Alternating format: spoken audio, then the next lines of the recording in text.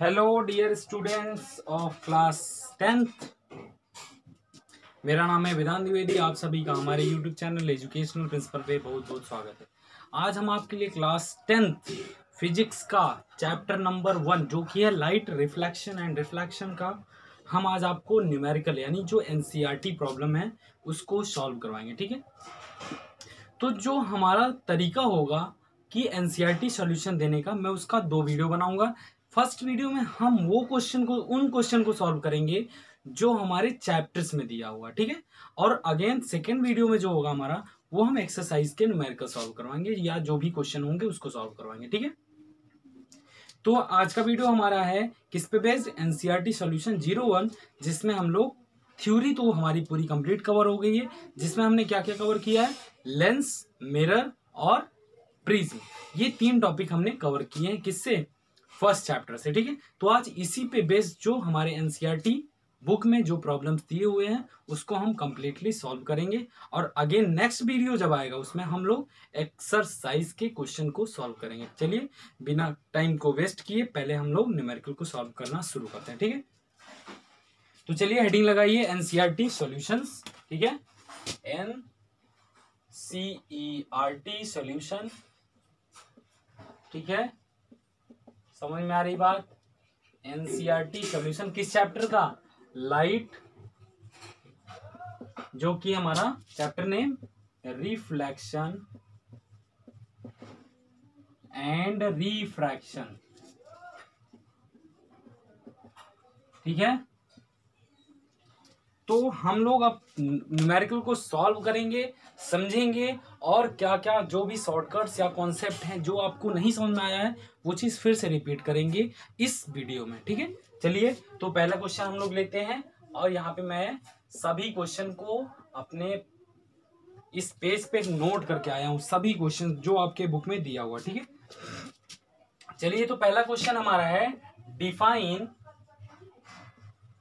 Define the principal focus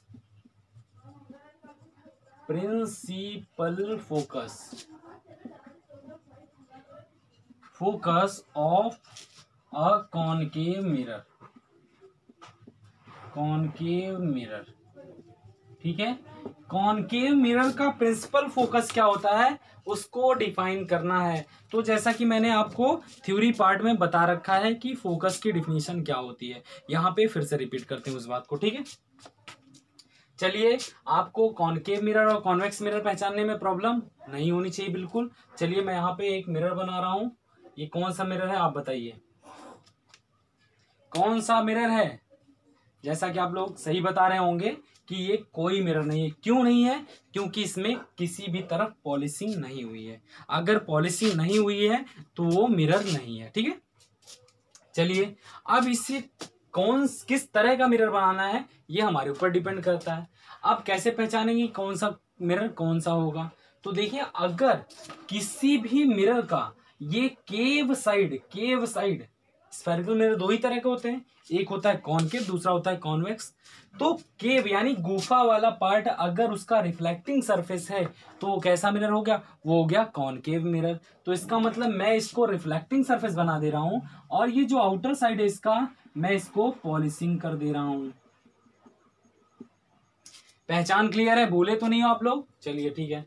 अब इस पे ये जो मिरर का सेंटर पार्ट है इसको हम लोग क्या बोलते हैं, पोल बोलते हैं। और ये जो इमेजिनरी स्फीयर है इसके सेंटर को हम लोग क्या बोलते हैं, सेंटर ऑफ कर्वेचर। और सेंटर ऑफ कर्वेचर और पोल से जाने वाली लाइन को हम लोग क्या बोलते हैं, प्रिंसिपल एक्सिस।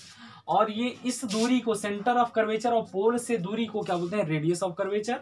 और इन दोनों के बीच में जो एक पॉइंट लाई करता है उसको फोकस बोलते हैं, ठीक है। आई होप आप लोग इतनी बातें पता होंगी, ठीक है।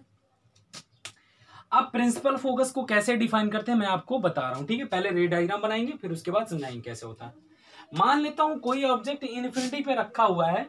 इन्फिनिटी से आने वाली रेस कैसी होती है, पैरेलल होती है, किसके, प्रिंसिपल एक्सिस के पैरेलल होती हैं।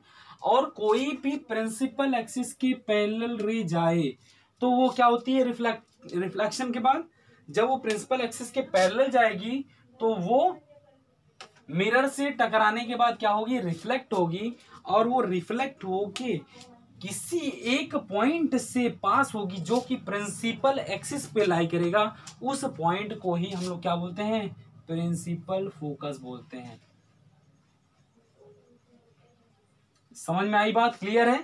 तो अब लिखेंगे कैसे, when a light coming parallel to the when a light ray coming parallel to the principal axis, समझ में आई बात, light ray coming parallel to the principal axis, after reflection it passes through a point, common point on a principal axis, that point is called principal focus of concave mirror। समझ में आई बात, that point is called principal focus of concave mirror. आप लोग note कर लीजिए, video को pause करिए और खुद से नोट कर लीजिए। इरेज करें, फर्स्ट क्वेश्चन हो गया। चलिए क्वेश्चन नंबर सेकेंड, क्या है क्वेश्चन नंबर सेकेंड? आप लोग के पास एनसीईआरटी बुक हो तो खुद भी देख सकते हो, नहीं तो मैं यहाँ पे बोर्ड पे क्वेश्चन लिख रहा हूं। चलिए सेकेंड क्वेश्चन है, the radius of curvature of spherical mirror, the radius of curvature of spherical mirror is 20 centimeter. What is its focal length? What is its focal length?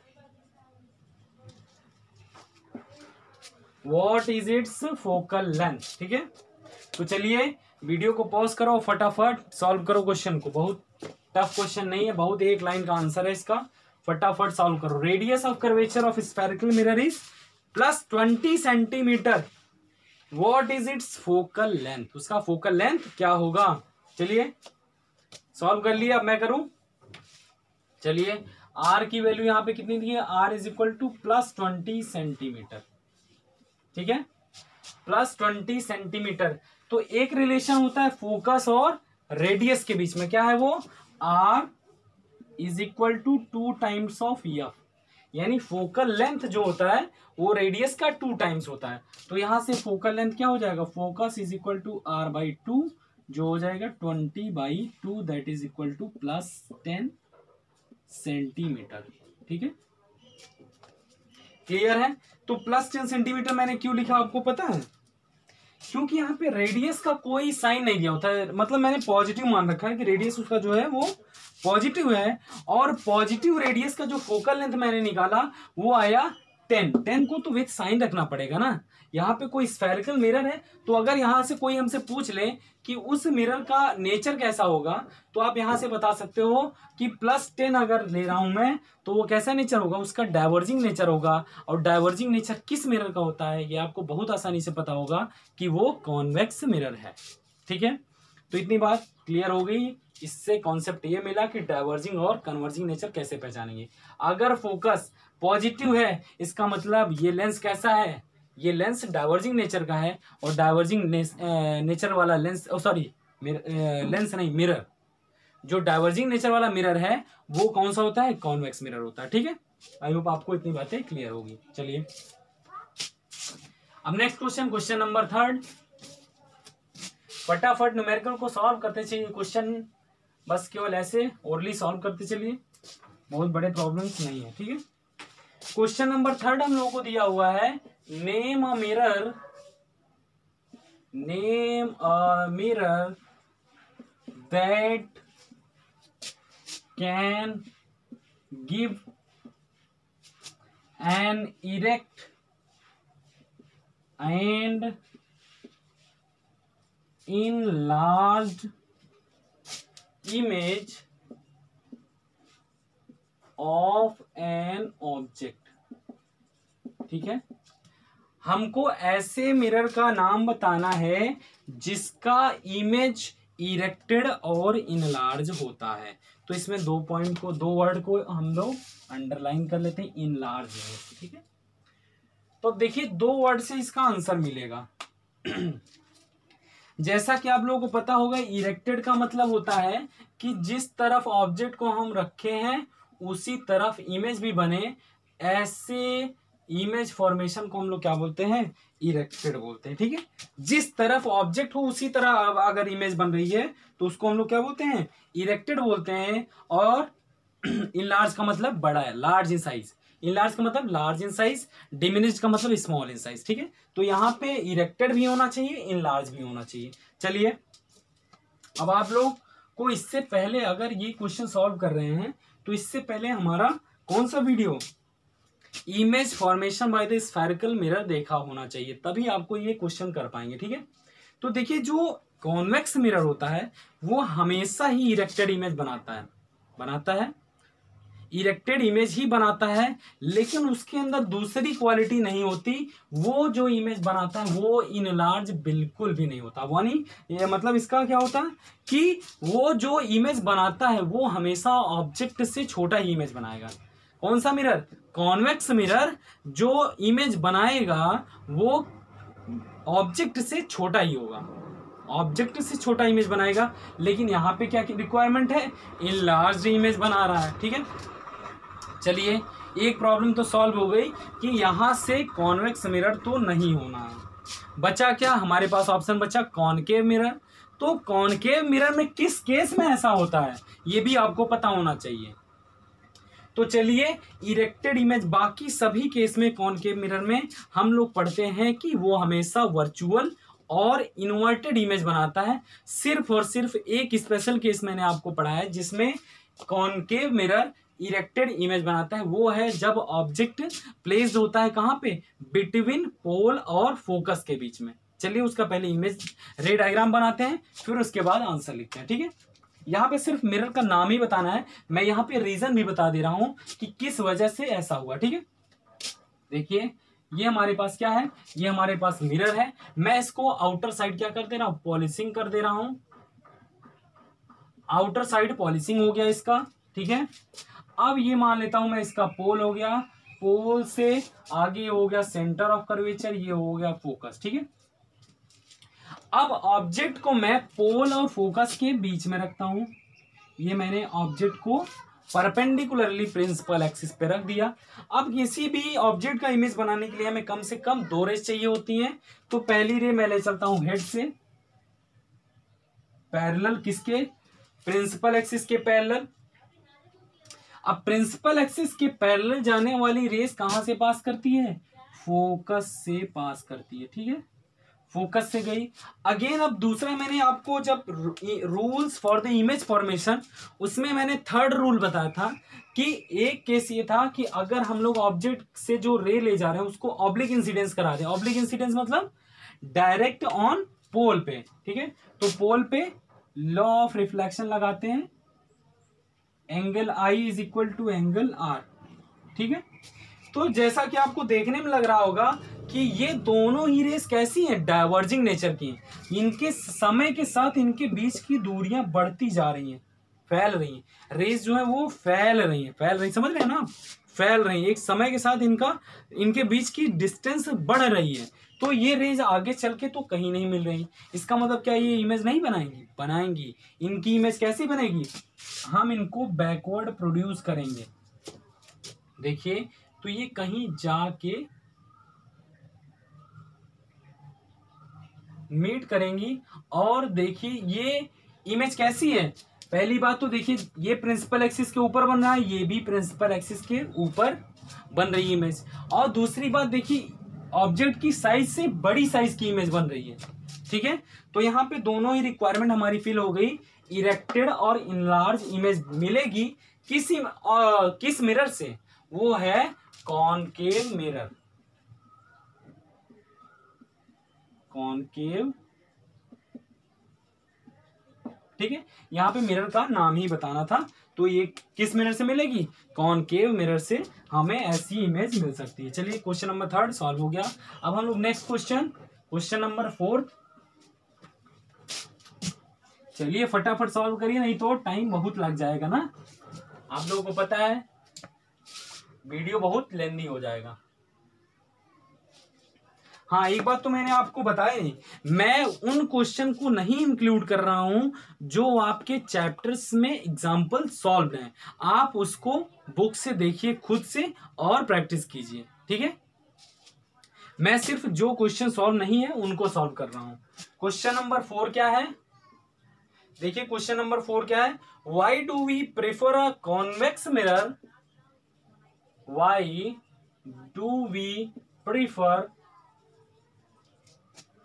A convex mirror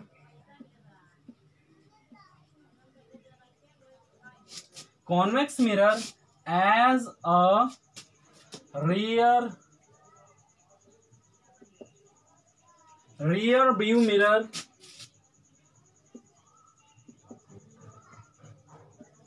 in vehicles।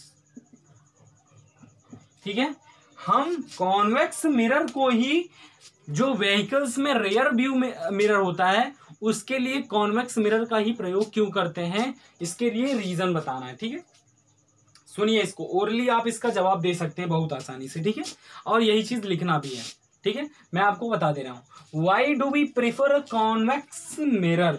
आपको पता है कि जो convex mirror होता है वो कैसा होता है, उसका नेचर होता है डाइवर्जिंग नेचर का, मतलब जो रेज होती हैं वो डाइवर्ज होती हैं, फैलने वाली रेज होती हैं। ठीक है, अब फैलने वाली रेज से इसका मतलब ये है कि इसका फील्ड ऑफ व्यू बहुत दूर तक होता है। मतलब फील्ड ऑफ व्यू, मैं यहाँ पे एक कॉन्वेक्स मिरर लेके दिखाता हूं आपको। ठीक, ये हमारे पास कैसा मिरर है, मिरर है ही नहीं क्योंकि इसमें पॉलिश नहीं है। ठीक है, तो मैं यहाँ पे इसको इनसाइड पॉलिशिंग कर दे रहा हूं, तो ये हमारा कैसा मिरर हो गया, ये हो गया कॉन्वेक्स मिरर हो गया। देखिए फील्ड ऑफ व्यू का मतलब क्या होता है, वो फील्ड, वो रीजन जहां तक हम किसी भी ऑब्जेक्ट को देख पा रहे हैं। ठीक है, तो देखिए ये जो मिरर है उसका फील्ड ऑफ व्यू क्या है, ये देखिए यहां तक कि ऑब्जेक्ट को ये कवर कर सकते हैं, ये इसका फील्ड ऑफ व्यू है। अब एक बात आपको प्रॉपर्टी पता है कॉन्वेक्स मिरर की, कि जो कॉन्वेक्स मिरर होता है always forms a diminished image, यानी ऑब्जेक्ट अगर बड़ा है तो उसकी इमेज जो मिलेगी वो छोटी इमेज मिलेगी।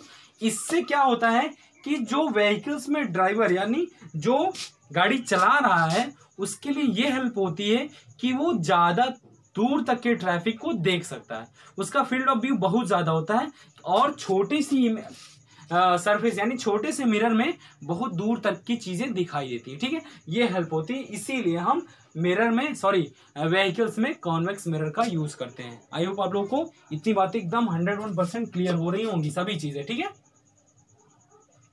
why do we prefer a convex mirror as a rear view mirror in a vehicle? Because the field of view of a convex mirror is very much greater than concave mirror से बहुत ज्यादा होता है, इसलिए हम लोग convex mirror का use करते हैं। किस लिए, रियर व्यू मिरर के लिए। चलिए नेक्स्ट क्वेश्चन लेते हैं, क्वेश्चन नंबर 5, क्वेश्चन नंबर 05 क्या है, find the focal length of convex mirror, find the focal length of convex mirror, convex mirror whose radius of curvature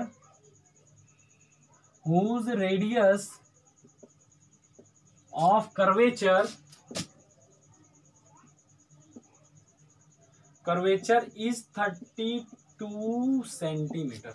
चलिए फटाफट क्या करेंगे, वीडियो को पॉज करेंगे और न्यूमेरिकल को सॉल्व करेंगे। Find the focal length of convex mirror whose radius of curvature is 32 centimetre. चलिए सॉल्व करिए, 1 2 3 फटाफट कीजिए। चलिए अब हम करते हैं ना, यहाँ पे आर की वैल्यू कितनी दे रखी है, are is equal to 32 centimetre, तो relation focal length r is equal to 2f, focal length is equal to r by 2। ठीक है, आर की वैल्यू कितनी है 32/2 that is equal to plus 16 centimetre. ठीक है, प्लस 16 सेंटीमीटर का मतलब क्या है कॉन्वेक्स मिरर का फोकल लेंथ कैसा होता है, पॉजिटिव होता है, ऑलवेज पॉजिटिव। कॉन्वेक्स मिरर का focal length always positive, concave mirror का फोकल लेंथ ऑलवेज निगेटिव, हमेशा फोकल लेंथ निगेटिव होगा। किसका? कॉनकेव मिरर का फोकल लेंथ हमेशा निगेटिव होगा। याद रखिए इस बात को। यहाँ से आपको पहचानना है तो भी पहचान सकते हैं कि ये अगर +16 दिया है तो इसका मतलब ये किसका फोकल लेंथ है? ये फोकल लेंथ है कॉन्वेक्स मिरर का। और अगर -16 दिया हुआ है तो आप आसानी से पहचान सकते हैं कि ये कॉनकेव मिरर का फोकल लेंथ है। चलिए ये क्वेश्चन समझ में आ गया होगा आप लोगों को। बहुत आसान सा क्वेश्चन है। चलिए फटाफट क्वेश्चन नंबर 6। क्वेश्चन नंबर 6, चलिए ये थोड़ा अच्छा क्वेश्चन है आपके पास। क्या है क्वेश्चन? क्वेश्चन नंबर 6, अ कॉनकेव मिरर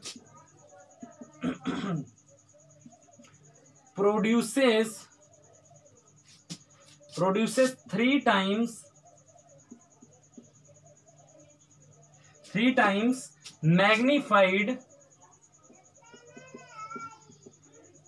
magnified या फिर लिख दीजिए enlarged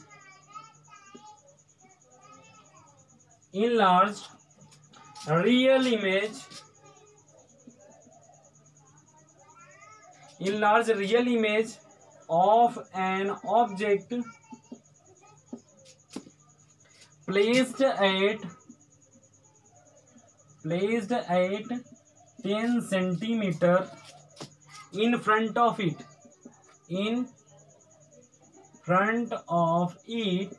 ठीक है। Where is the image located? Where is the image located? चलिए टाइम शुरू हो गया। फटाफट वीडियो को पॉज करो और न्यूमेरिकल को सॉल्व करो। बहुत ही अच्छा न्यूमेरिकल है। इसमें आपके कुछ कॉन्सेप्ट तो क्लियर ही हो जाएंगे, ठीक है। इससे आपको एक आइडिया भी लग जाएगा कि इसमें किस तरह के न्यूमेरिकल्स बन सकते हैं, ठीक है। तो तब तक मैं अपने इनको मार्कर को इंक पिला रहा हूं। आप फटाफट सॉल्व करो, वीडियो को पॉज करो, 2-3 मिनट तक आप मदद करो क्वेश्चन को सॉल्व करने के लिए। अपना दिमाग फोड़ो इसमें, ठीक है, अपना दिमाग फोड़ो।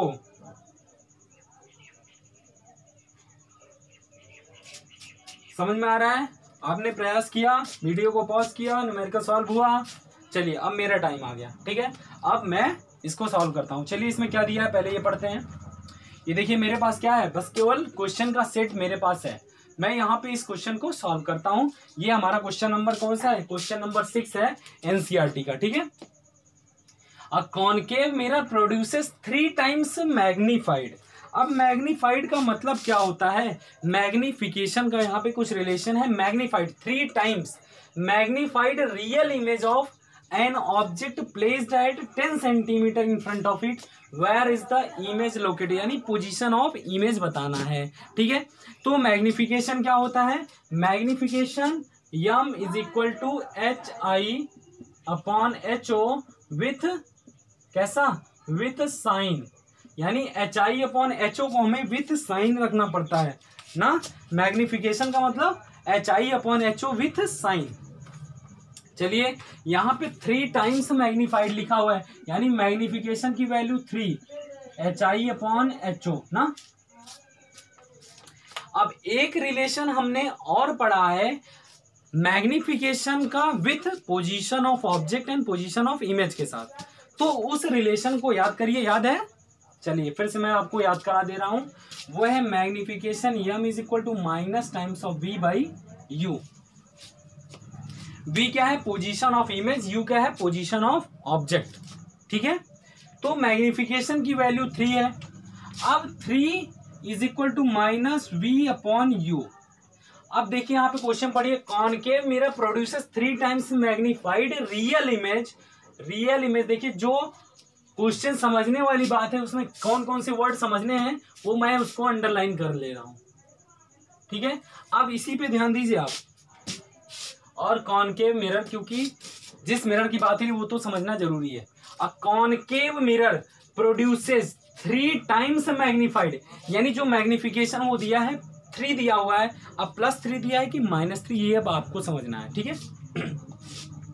उसके बाद दिया हुआ real image of an object placed at, object की दूरी क्या दी है 10 centimetre in front of it, where is the image located. चलिए इसको अब हम लोग सॉल्व करते हैं।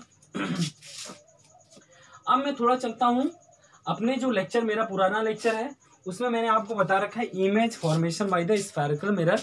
तो अगर आपने वो लेक्चर नहीं देखा तो आपको इसका मतलब कुछ नहीं समझ में आया, मैं तो यही मानता हूं, क्योंकि पूरे रे ऑप्टिक्स में मैं तो यही समझता हूं कि अगर आप स्फेरिकल मिरर, किसी भी मिरर का अगर इमेज फॉर्मेशन समझ लिए तो उसका मतलब आप पूरे रे ऑप्टिक्स को समझ सकते हैं बहुत आसानी से, ठीक है। बहुत छोटे छोटे कॉन्सेप्ट है, उसको समझना पड़ेगा। तो देखिए m is equal to -v/u। अब मैंने आपको बता रखा है कि कॉनकेव मिरर जो भी इमेज बनाता है वो हमेशा इन्वर्टेड इमेज बनाता है, एक्सेप्ट एक जगह। वो मैंने अभी इसके प्रीवियस क्वेश्चन में मैंने आपको डिस्कस किया, वो है बिटवीन पोल एंड फोकस। उसी केस में सिर्फ एक इरेक्टेड इमेज बनती है, किसकी, कॉनकेव मिरर के द्वारा सिर्फ एक ही इरेक्टेड इमेज बनती है, बाकी सभी इन्वर्टेड इमेज होती हैं। और इन्वर्टेड इमेज का जो मैग्निफिकेशन होता है वो ऑलवेज निगेटिव होता है, या तो हम कह सकते हैं कि रियल इमेज का जो मैग्निफिकेशन होता है वो अब हमेशा ही निगेटिव होता है। तो यहाँ पे रियल भी दिया हुआ है और मैग्नीफाइड दिया हुआ है और कॉनकेव मिरर है, तो हमें ये अंदाजा लग गया कि इसका मैग्निफिकेशन कैसा होगा, निगेटिव होगा। इसका मैग्निफिकेशन कैसा होगा, निगेटिव होगा। तो यहां पे लिखिए -3। अब यू पे आते हैं हम लोग, N object placed at 10 centimetre. देखिए मैं आपको बता दूं कि कोई भी मिरर या लेंस क्या कह रहा हूं, कोई भी मिरर या लेंस हो, या कॉनकेव कॉन्वेक्स मिरर या लेंस कोई भी हो, उसका यू की वैल्यू हमेशा निगेटिव होगी। विश्वास है कि नहीं है, मैं इस बात को प्रूव कर देता हूं, ठीक है। देखिए ये मेरे पास एक मैं ले रहा हूं कॉनकेव मिरर, ये हमारे पास हो गया कॉन्वेक्स, और ये हो गया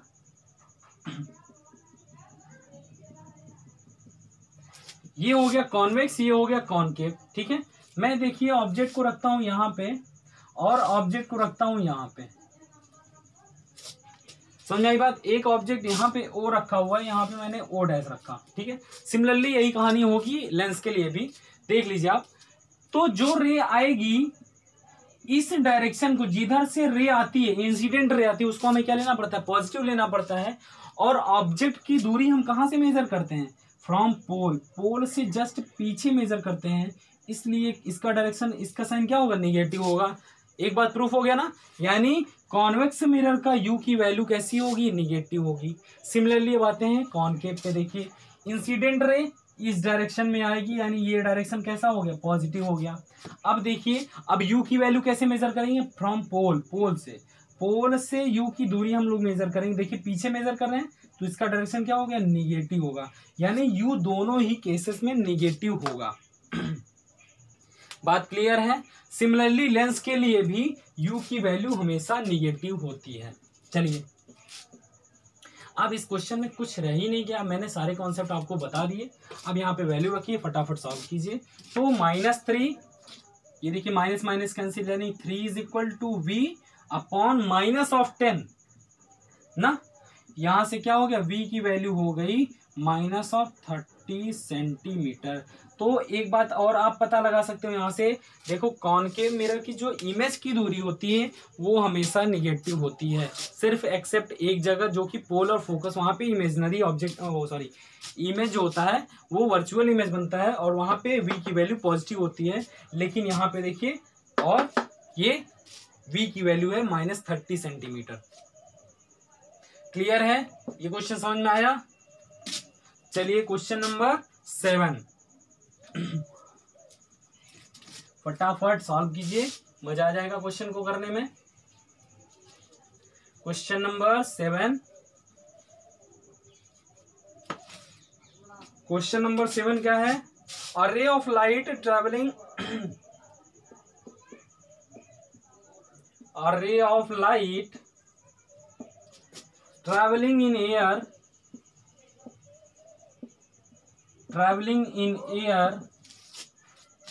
enters obliquely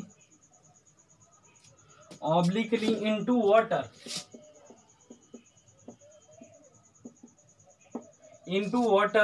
does the light ray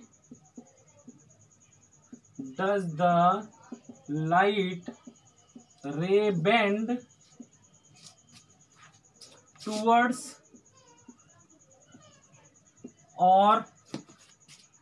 the normal or away from normal or away from normal and why? अगर ये बेंड हो रही है तो क्यों हो रही है और किधर बेंड होगी, ठीक है। और लाइट रे कहां से ट्रेवल कर रही है, एयर से वाटर में। देखिए इस क्वेश्चन में समझने की बात यह है कि जब लाइट रे कोई भी लाइट रे अगर एक मीडियम से दूसरे मीडियम में ट्रेवल करती है तो वहां पे कौन सा फिनोमेना होगा, वहां पे होगा रिफ्रैक्शन। और अगर होगा रिफ्रैक्शन तो रिफ्रैक्शन का मतलब ही होता है बेंडिंग ऑफ लाइट रे with change in the optical density. Optical density जैसे चेंज होगी वैसे ही लाइट रे बेंड होगी, यही कहता है रिफ्रैक्शन का डिफिनीशन, ठीक है। तो यहाँ पे वही कह रहा है, रे of light travelling in air, वो एयर में ट्रेवल कर रही है और अचानक से वो अपना मीडियम चेंज करके वाटर में चली जा रही है। तो बताओ क्या वहां पे रिफ्रैक्शन हो, क्या लाइट रे बेंड करेगी? अगर बेंड करेगी तो किधर बेंड करेगी, टुवर्ड्स नॉर्मल या अवे फ्रॉम नॉर्मल, ठीक है। तो रिफ्रैक्शन का वीडियो तो आपने देखा होगा, मैंने बहुत आसानी से सब कुछ समझा रखा है आप लोगों को, ठीक है।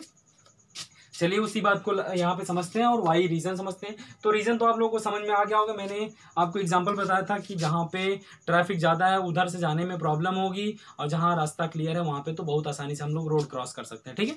तो वही यहाँ पे कॉन्सेप्ट है। तो जिसका यानी इसका कंक्लूजन ये समझ में आता है कि जिसका ऑप्टिकल डेंसिटी ज़्यादा होगा वहाँ पे लाइट बेंड होगी और जिसकी ऑप्टिकल डेंसिटी कम होगी वहाँ पे लाइट रे कम बेंड होगी, ठीक है। चलिए मैं यहाँ पे दो मीडियम बना ले रहा हूँ, ये हमारे पास एयर है और ये वाटर है, ठीक है। तो आपको पता है कि वाटर लिक्विड है और एयर गैस है, ठीक है। तो गैस के मॉलिक्यूल्स क्या होते हैं, दूर दूर होते हैं और वाटर के मॉलिक्यूल्स थोड़ा पास होते हैं, ठीक है। चलिए इतनी बात क्लियर है। इससे क्या पता चलता है कि एयर वाटर के रिस्पेक्ट में रेयरर है और वाटर एयर के रिस्पेक्ट में डेंसर है। तो यहाँ पे लिख लीजिए ये रेयरर है और ये डेंसर है। इतनी बात क्लियर हो गई। और जब लाइट रे एयर से वाटर में जा रही है इसका मतलब रेयरर से डेंसर में जा रही है, और जब रेयरर से डेंसर में जाएगी तो लाइट रे किधर बेंड होगी, टूवर्ड्स नॉर्मल की तरफ, वही पूछ रहा है यहाँ पे। तो देखिए यहाँ पे लाइट रे ऐसे एंटर की, ठीक है। अब रे डायग्राम बनाना है, ये हो गई इंसिडेंट रे। इंसिडेंट रे मैंने रे डायग्राम बनाने की सबसे पहले तरीका बताया कि पहले सरफेस जो मीडियम सेपरेट हो रहा है, जहां पे ये दोनों मीडियम सेपरेट हो रहे हैं एयर और वाटर, उस सरफेस पे एक परपेंडिकुलर ड्रॉ करिए और परपेंडिकुलर ड्रॉ करने के बाद ये इंसिडेंट रे। अब देखिए जब ये वाटर में ट्रेवल करेगी तो किधर बेंड होगी, टूवर्ड्स। जाना तो इसको इधर जाना चाहिए था लेकिन ये बेंड हो जाएगी कुछ नॉर्मल की तरफ। इसको क्या बोलते हैं, एंगल ऑफ इंसिडेंस, इसको बोलते हैं एंगल ऑफ रिफ्रैक्शन, ठीक है। तो यानी इससे पता चल गया, a ray of light travelling in air enters obliquely into the water, does the light ray bend towards normal, yes always, मतलब बेंड होगी और टुवर्ड्स नॉर्मल बेंड होगी। क्यों, क्योंकि यहाँ पे ऑप्टिकल डेंसिटी चेंज हो रही है इसलिए लाइट रे ट्रेवल होगी। और दूसरी बात, किस लिए ये टुवर्ड्स नॉर्मल बेंड हो रही है, क्योंकि लाइट रे कहाँ से ट्रेवल कर रही है, एयर से डेंसर में जा रही है, इसलिए ये लाइट रे बेंड होगी, ठीक है।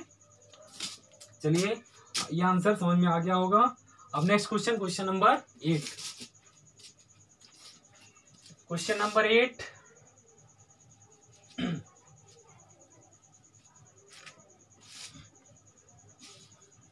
क्वेश्चन नंबर 8 क्या कह रहा है, light enters from, question number 8, light enters from air to glass, light enters from air to glass having refractive index mu is equal to 1.50, what is the speed, what is the speed of light in glass, और एक information दे रखी है speed of light in vacuum, that is c is equal to 3 into 10⁸ metre per second. ठीक है, अब हमें speed of light in glass में बताना है। ठीक है, तो आप रिफ्रैक्टिव इंडेक्स का रिलेशन डिफिनीशन याद कीजिए। मैंने बताया था mu is equal to c by B in glass, ऐसा लिख सकते हैं। और वी जी हमें निकालना ही है, तो V G is equal to C by mu, यहां से आप वैल्यू रखिए। म्यू की सी की वैल्यू 3 इंटू 10⁸, और यहाँ पे क्या हो गया, म्यू की वैल्यू दी है 1.50। ठीक है, मैंने आपको बताया है कि म्यू क्या है, रेशियो है। देखिए दोनों ही वेलोसिटी है, वेलोसिटी का रेशियो है, तो इसलिए इसके पास क्या है, कोई भी यूनिट नहीं होती। कोई भी अगर रेशियो है तो उसके पास यूनिट नहीं होगी। तो अब इसको सॉल्व करिए, यहाँ से डेसिमल हटाइए, 2 0 लगा देते हैं, 150 टाइम्स 1, और यहाँ पे 2 जा। ठीक है, तो ये हो गया 2 इंटू 10⁸ मीटर पर सेकेंड, यानी velocity of light in glass कितना होता है, 2 इंटू 10⁸ मीटर पर सेकेंड की स्पीड से लाइट ट्रेवल करती है, किसमें, ग्लास में। समझ में आ रहा है। नेक्स्ट क्वेश्चन करें।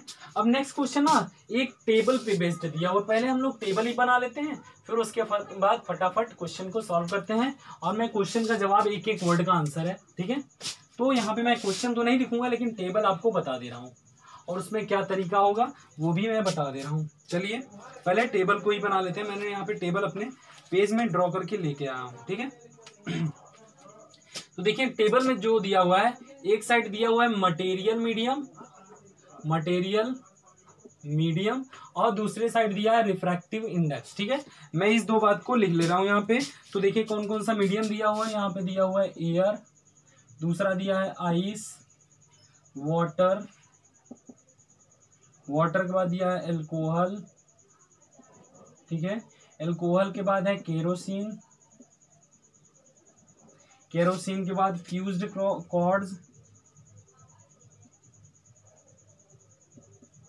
कॉर्ड्स दिया हुआ है, टर्पेंटाइन ऑयल,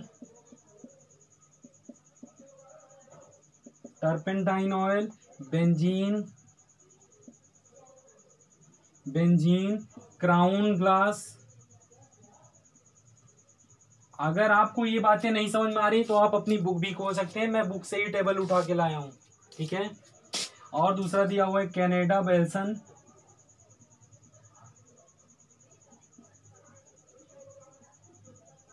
और नेक्स्ट दिया है रॉक सॉल्ट के बाद दिया हुआ कार्बन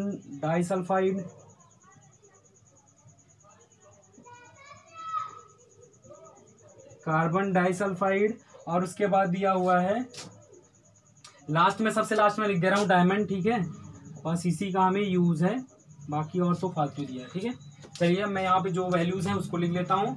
एयर का दिया हुआ 1.0003, आइस का दिया हुआ 1.31, अगेन 1.33। ये सब क्या है, एक्सपेरिमेंटल वैल्यू कैलकुलेट की गई। ठीक है, बस रटा जा सकता है इनको, कोई कैलकुलेशन नहीं है इसका।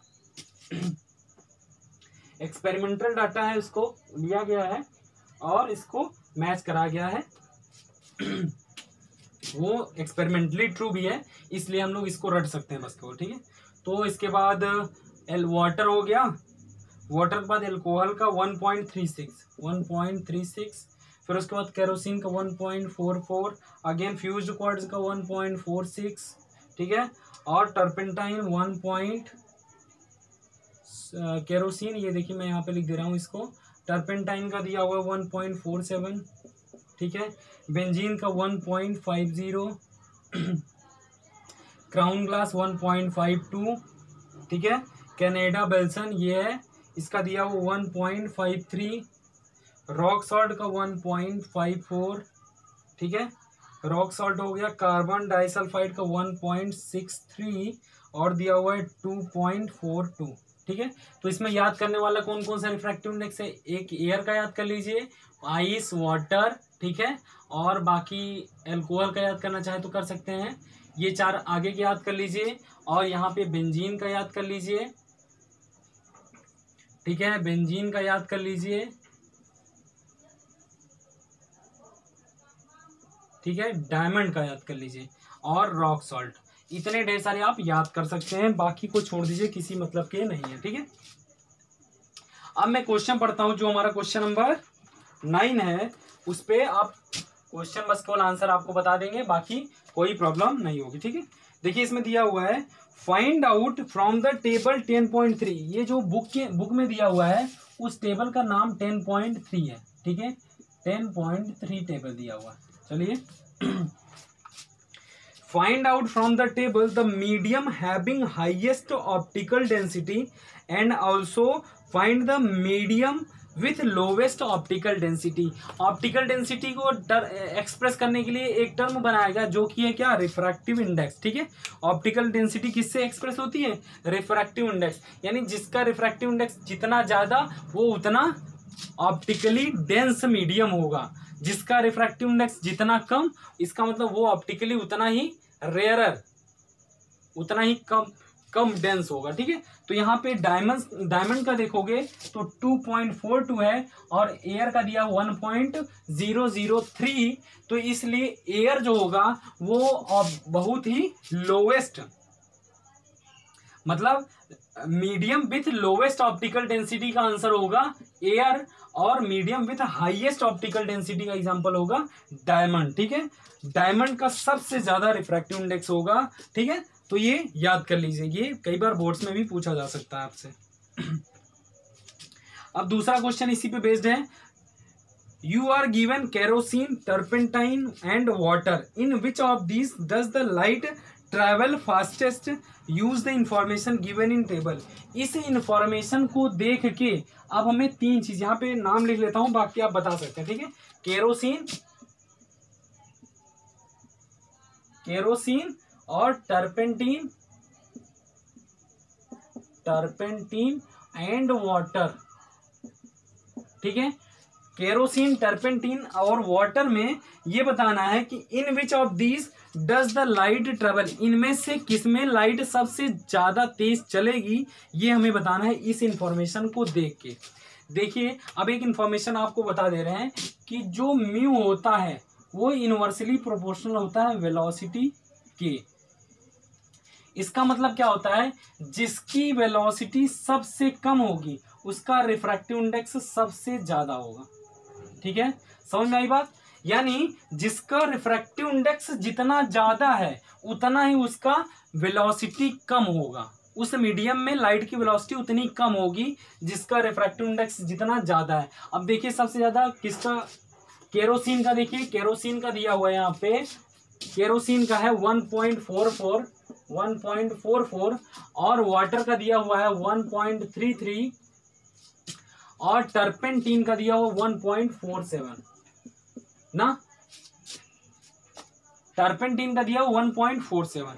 तो सबसे ज्यादा ऑप्टिकली डेंसर मीडियम कौन सा है, हमें तो दिख रहा है 1.47 सबसे ज्यादा ऑप्टिकली डेंसर है ना, तो इसमें वेलोसिटी ऑफ लाइट सबसे कम होगी, ठीक है।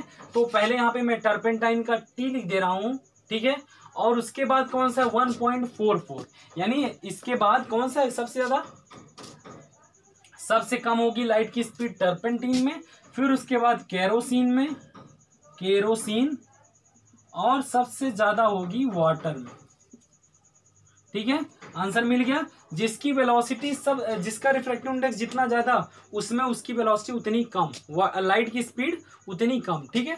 तो यहां से ये हम लोग डिफाइन कर सकते हैं या फिर सॉल्व कर सकते हैं। चलिए ये क्वेश्चन हो गया 9वां, ये हो गया हमारा 10वां क्वेश्चन, क्वेश्चन नंबर 10। अगेन अब नेक्स्ट क्वेश्चन इसी पे बेस्ड है हमारा, इसी टेबल पे।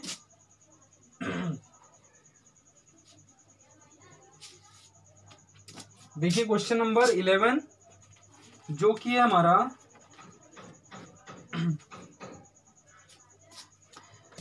The refractive index of diamond diamond का रिफ्रैक्टिव इंडेक्स याद हो गया होगा आप लोगों को, mu of D is equal to 2.42। ये हमको दिया हुआ है, refractive index of diamond is 2.42। What is the meaning of this statement, यानी refractive index of diamond is 2.42 का मतलब क्या है, इस स्टेटमेंट का मतलब क्या है। देखिए, refractive index of diamond mu of D is equal to C upon V of D. समझ में आई बात। अब सी को, वी डी को इधर करिए, v D into mu times of D is equal to c. अब आपको स्टेटमेंट का मतलब समझ में आ गया होगा। मैंने रिफ्रैक्टिव इंडेक्स में शायद ये चीजें बहुत अच्छे से क्लियर की थी, याद कीजिए आप लोग कुछ। इस बात को मैंने बहुत आसानी से समझाया था आप लोगों को कि देखिए, रिफ्रैक्टिव इंडेक्स का मतलब क्या होता है कि जिस मीडियम में लाइट ट्रेवल कर रही है विद रिस्पेक्ट टू वैक्यूम, क्योंकि हमें पता है कि वैक्यूम में लाइट की स्पीड सबसे ज्यादा होती है ना, तो स्पीड ऑफ लाइट कितने गुना है उस मीडियम में, यही ये जो स्टेटमेंट है इसका मतलब सिर्फ यही है कि जो वेलोसिटी ऑफ मीडियम है, यानी जो डायमंड में जो लाइट की स्पीड है वो 2.42 टाइम है किसके, वेलोसिटी ऑफ डायमंड के। अगर हम लोग कह सकते हैं कि अगर इस वेलोसिटी ऑफ डायमंड हमें पता होती तो हम उसको अगर रिफ्रैक्टिव इंडेक्स से मल्टीप्लाई कर देते तो वेलोसिटी ऑफ लाइट मिल जाता कि नहीं। ठीक है, इसका मतलब कि velocity of light in diamond जो है सी अपॉन म्यू ऑफ डी। समझ में आ रही बात। इसी से समझिए, एक्सप्रेशन से समझेंगे तो आप लिख पाएंगे, नहीं तो नहीं लिख पाएंगे। देखिए, जो velocity of light in diamond, जो लाइट की वेलोसिटी है डायमंड में, वो लाइट की वेलोसिटी से म्यू ऑफ डी यानी डायमंड के रिफ्रैक्टिव इंडेक्स टाइम कम है। समझ में आई बात। जो डायमंड में लाइट की स्पीड है वो c अपॉन 2.42 टाइम्स कम है। अगर लाइट की स्पीड c यानी 3 इंटू 10⁸ मीटर पर सेकेंड है तो जो velocity of light in diamond है वो 2/42 यानी लाइट की स्पीड से इतने गुना कम है स्पीड किसमें, डायमंड में। यही इस स्टेटमेंट का मतलब है। ठीक है, आई होप आप लोगों को क्लियर हो गया होगा। ठीक है, अब ये क्वेश्चन मतलब इस टेबल का क्वेश्चन हो चुका है। चलिए, अब जो बुक के बीच यानी थ्योरी में जो भी न्यूमेरिकल्स थे उसमें बस केवल 3 न्यूमेरिकल और बचे हुए हैं, उसको अब हम सॉल्व कर दे रहे हैं। ठीक है, चलिए फटाफट करते हैं। अब नेक्स्ट क्वेश्चन दिया हुआ है, define one dioptre of power of lens. Define one dioptre of power of lens. ठीक है, अब डायोप्टर पावर क्या होती है, power is equal to 1 / focal length.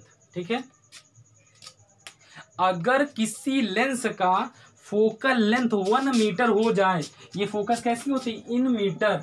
ठीक है, अगर किसी लेंस का if the lens have the focal length 1 metre then we can say that the power of a lens is 1 dioptre. समझ में आई बात। इसको लिख लीजिए कि अगर if focal length f is equal to 1 metre of a lens then we can say that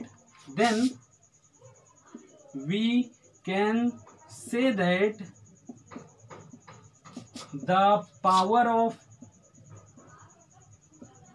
of lens is 1 diopter। समझ में आई बात। अगर किसी भी लेंस का फोकल लेंथ 1 मीटर हो जाए तो हम कह सकते हैं कि उस लेंस की जो पावर है वो 1 डायोप्टर है। ऐसे हम लोग डिफाइन करते हैं 1 डायोप्टर को। ठीक है, चलिए next question, question number 13। Question number 13। Question number 13 है हमारे पास। A convex lens form a real convex lens form a real and inverted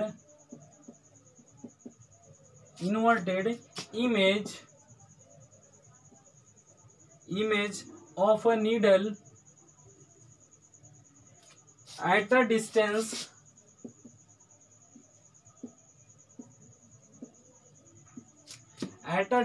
of placed at a distance of, ठीक है। Convex lens of a real and inverted image of a needle placed at a distance, यहां लिखिए placed at a distance 50 centimetre from it, ठीक है। Where is the needle placed in front of the convex lens if the image is equal to the size of object, ठीक है। क्या कह रहा है? Placed at a distance 50 centimetre from it, where is the needle placed in front of it,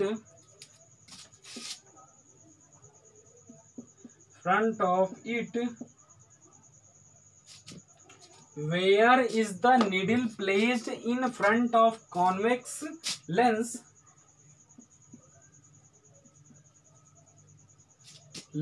if the image is equal to the size of the object,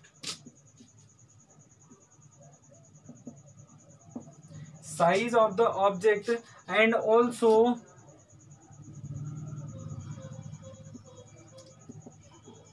find the power of a lens,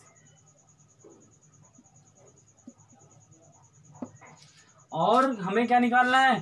power of a lens भी निकालना है, ठीक है। A convex lens form a real inverted image of a needle at a distance 50 centimeter from it, where is the needle placed in front of the convex lens if the image is equal to the size of object, also find the power of lens। चलिए video को pause करिए और फटाफट solve कीजिए, इसमें कई ढेर सारे कॉन्सेप्ट आपको सीखने को मिलेंगे। आई होप, हमें तो ऐसा लगता है कि लेंस का सभी चीजें इसमें क्लियर हो जाएगा।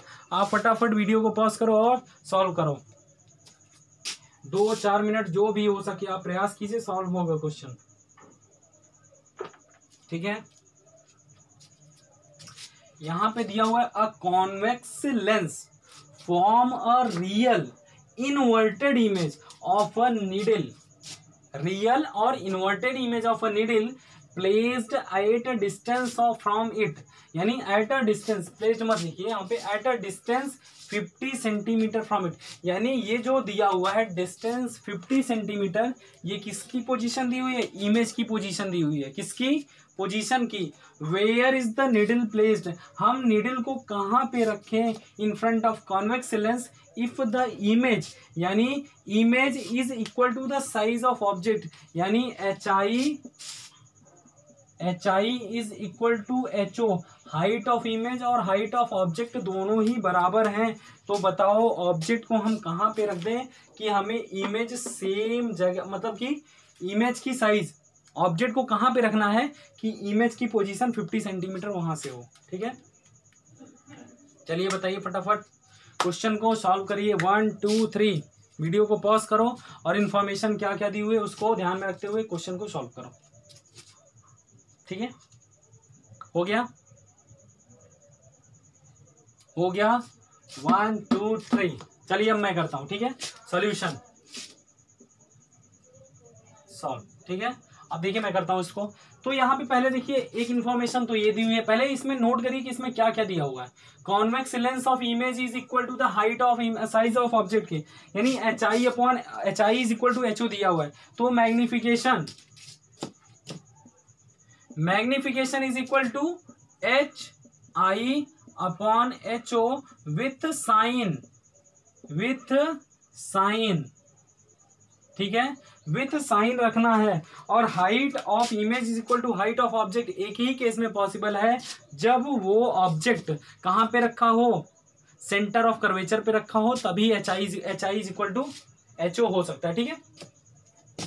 चलिए अब तो कुछ हिंट मिल गया, यानी जो इसका मैग्निफिकेशन होगा वो 1 होगा, मैग्निफिकेशन की वैल्यू 1 होगी, ठीक है। करें, चलिए अब हम सॉल्व करते हैं फटाफट।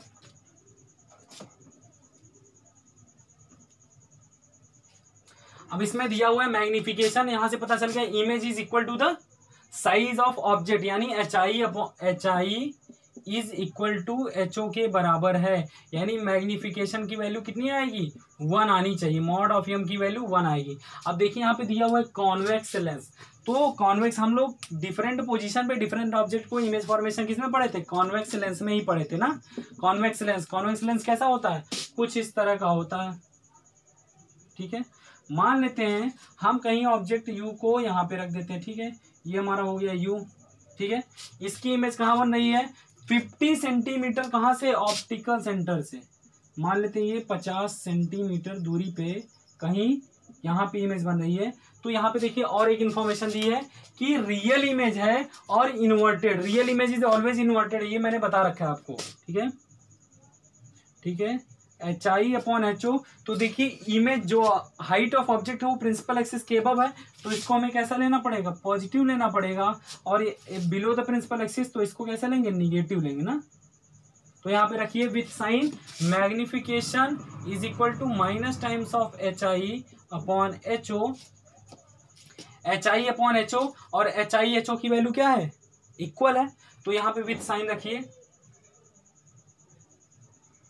Height of image upon height of object. तो देखिए ये कैसा है, माइनस, मैं मान लेता हूं दोनों ही इक्वल, मैं मान लेता हूं, ठीक है, और दोनों इक्वल होंगे तो क्या होगा, -1 मैं मान लेता हूं इसको। हाइट ऑफ इमेज इज -1 और हाइट ऑफ ऑब्जेक्ट इज +1, यानी मैग्निफिकेशन कितना आना है, मैग्निफिकेशन ओवरऑल आना है -1, ठीक है, कितना आएगा, -1 मैग्निफिकेशन मिला।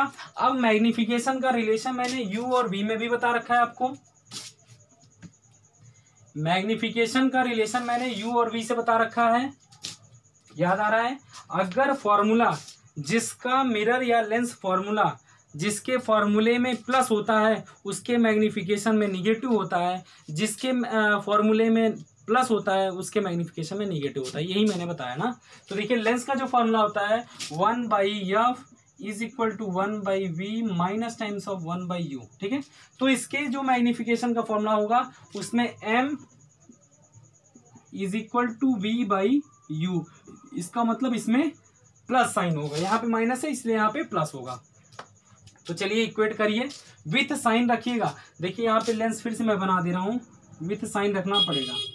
देखिए अगर ऑब्जेक्ट को मैं यहाँ पे रखा हूँ तो ये हो जाएगी u की वैल्यू, तो ये ऑप्टिकल सेंटर, ये रे इधर जाएगी, तो देखिए ये पॉजिटिव डायरेक्शन हो गया हमारा।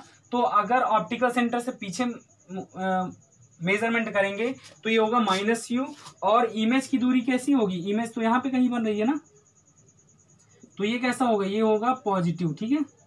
तो इतनी बातें क्लियर हो गई होंगी, यानी v की वैल्यू कैसी होगी, v की वैल्यू पॉजिटिव होगी और u की वैल्यू कैसी होगी, माइनस, यानी निगेटिव -u होगी ना।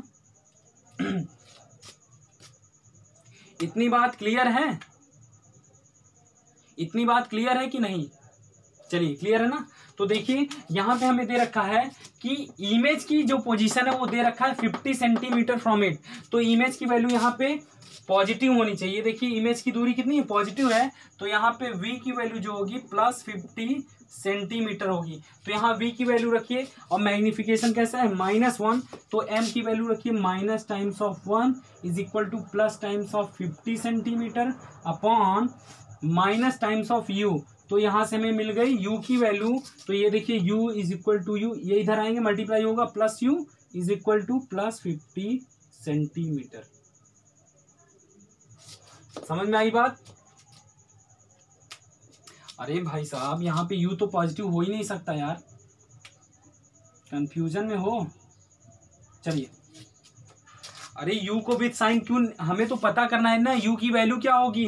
तो यहाँ पे आपको क्लियर है ना, मैग्निफिकेशन की वैल्यू माइनस u होनी चाहिए, सॉरी मैग्निफिकेशन -1 है और v की वैल्यू हमें पता है कि +50 होगी। तो यहाँ से u की वैल्यू कितनी आएगी -50 सेंटीमीटर। और मैंने आपको एक बात बता रखा है कि u की वैल्यू चाहे लेंस हो चाहे मिरर, उसके लिए हमेशा निगेटिव आएगी। आपका अगर कहीं प्रॉब्लम है, कहीं प्रॉब्लम आ रही है, तो वहां से चेक कर सकते हैं कि u की वैल्यू तो हमेशा निगेटिव आना है। ठीक है, आंसर गलत हो रहा है तो आप सही कर सकते हैं। यहां से हमें u की वैल्यू पता चल गई, v की वैल्यू पता चल गई। अब हम यहां से निकालेंगे f की वैल्यू क्या होगी। ठीक है, चलिए u की वैल्यू कितनी आई -50 सेंटीमीटर। ठीक है, अब f की वैल्यू यहां से निकालिए। तो f की वैल्यू निकालने के लिए फॉर्मूला 1/v माइनस 1/u। तो 1/f is equal to v की वैल्यू कैसी होगी पॉजिटिव, यानी 1/50 माइनस अपॉन -50 ना। समझ में आ रही बात? तो देखिए 1/f is equal to 1/50 plus 1/50। अब यहां से क्या लिख सकते हैं 1/f इज इक्वल टू 52। ठीक है, समझ में आई बात? अब इसको रेसिप्रोकल हटाएंगे तो फोकस की वैल्यू क्या हो जाएगी 50/2 that is equal to 25 centimetre. तो ये हो जाएगी फोकस की वैल्यू कितनी 25 सेंटीमीटर। अब यहाँ हमें क्या क्या निकालना है, where is the needle placed. तो ऑब्जेक्ट की वैल्यू तो पता चल गई कितनी -50 पे रखना पड़ेगा। और front of convex lens, if the image is equal to the size find the power, power भी निकालना है। तो पावर की वैल्यू क्या होती है, power is equal to 1/f। 1/f की वैल्यू क्या है +25 सेंटीमीटर, यानी 1/25 दैट इज इक्वल टू 25 चौका 100 होता है ना। तो यहाँ पे 0.04 हो जाएगा।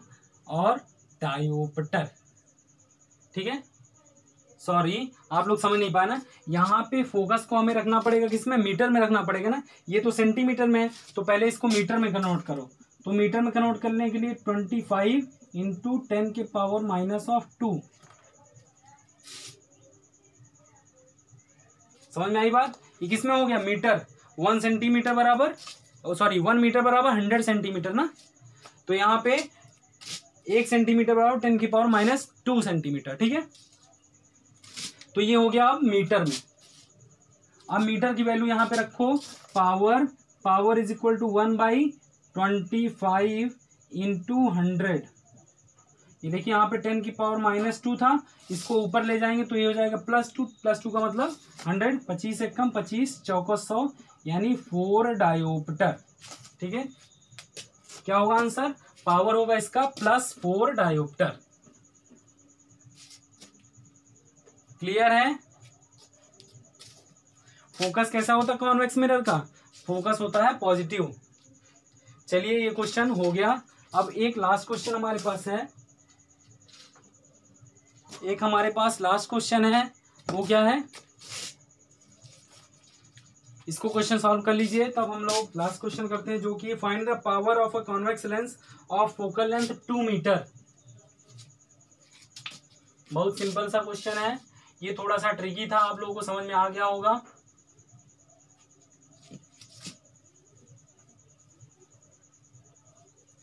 चलिए क्या question, find the power of convex concave lens,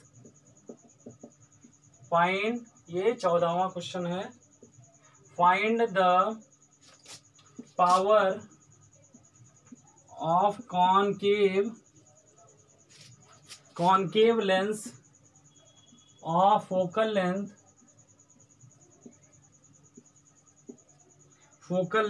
2 metre. ठीक है, तो फोकल लेंथ हमें मीटर में दिया हुआ है, तो और अच्छी बात है। F is equal to 2 metre, तो पावर की वैल्यू क्या होती है, power is equal to 1/F, तो इन मीटर, तो यहाँ पे 1/2, ठीक है, मीटर में तो है ही, तो इसको बहुत आसानी से क्या कह सकते हैं, 0.5 डायोप्टर, ये हो जाएगा इसका आंसर, ठीक है। तो मैंने सारे न्यूमेरिकल्स जो हमारे चैप्टर्स में थे, जो हमारे चैप्टर में थे फर्स्ट चैप्टर में, उन सभी न्यूमेरिकल में को मैंने 14 न्यूमेरिकल सॉल्व करवा दिया। अब बचा हमारे पास एक्सरसाइज का न्यूमेरिकल, ठीक है। अब उसको नेक्स्ट लेक्चर में हम लोग सॉल्व करेंगे, और उसमें भी लगभग शायद 17-18 क्वेश्चन है, उसको भी फटाफट सॉल्व कर लेंगे। तो आज के लिए बस इतना ही, अब मिलते हैं नेक्स्ट लेक्चर में, जिसमें हम लोग एक्सरसाइज के न्यूमेरिकल सॉल्व करेंगे, ठीक है। तब तक के लिए ऑल द वेरी बेस्ट।